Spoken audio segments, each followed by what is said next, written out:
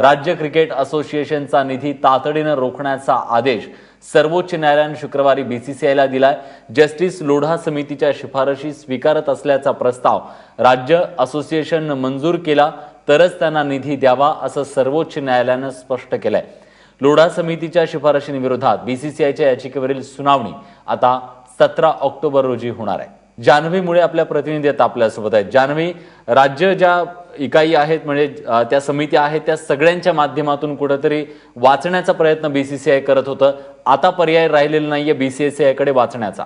विलास, लोढा समितीच्या शिफारशी स्वीकारण्यासाठी बीसीसीआयला 30 सप्टेंबर पर्यंतची मुदत मिळाली होती, मात्र तरीही या शिफारशी स्वीकारल्या गेल्या नाहीत। त्यामुळे लोढा समितीने बीसीसीआयच्या वार्षिक सभेमध्ये बीसीसीआयने जे काही निर्णय घेतले होते, राज्य संघटनांना राज्य असोसिएशन्सना निधी देण्याचे, तो निधी देण्यापासून बँकांना मज्जाव केला होता। बँकांना त्यांनी एक प्रकारे बीसीसीआय वरती लोढा समितीने आंशिक स्वरूपात आर्थिक निर्बंध घातलेले होते आणि त्या पार्श्वभूमीवर केवळ त्या एका मुद्द्यावरती आज सर्वोच्च न्यायालयाने आपला निर्णय दिलेला आहे, आदेश दिलेला आहे।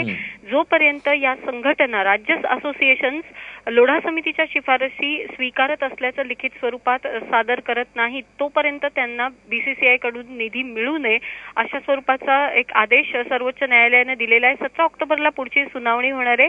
मात्र याचबरोबर बीसीसीआयचे अध्यक्ष अनुराग ठाकूर यांना सुद्धा एक प्रतिज्ञापत्र सादर करायला सांगितलेलं आहे सर्वोच्च न्यायालयाने, ज्यामध्ये आयसीसीच्या चीफ बरोबर आयसीसीच्या अध्यक्षांबरोबर शशांक मनोहर यांच्यासोबत लोढा समितीच्या शिफारशींविषयी त्यांचं जे काही संभाषण झालं असेल त्याविषयीची माहिती सर्वोच्च न्यायालयासमोर द्यावी अनुराग ठाकूर यांनी, असं सुद्धा सर्वोच्च न्यायालयाने एक आदेश दिलेला आहे। 17 ऑक्टोबरला पुढची सुनावणी होणार आहे।